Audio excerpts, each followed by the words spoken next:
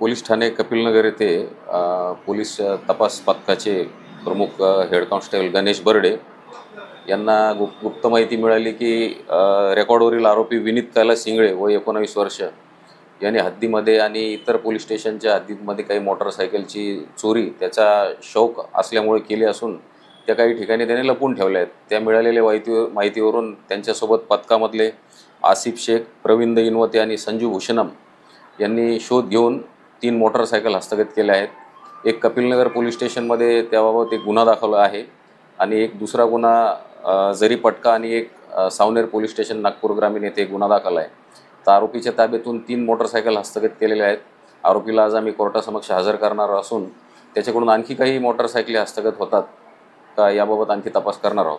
का गाडी घेऊन काही विकत होतं काही असं? नाही, आरोपी यांनी गाडी कुठेही विकलेली नाही।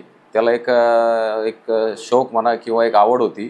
तो कुठेही गाडी घ्यायचा, चोरी करून चालवायचा, काही दिवसांनी एखाद्या ठिकाणी सोडून देत होता। त्यांनी कोणाला गाडी विकली नाही। त्याबाबत आणखी आम्ही तपास करत आहोत।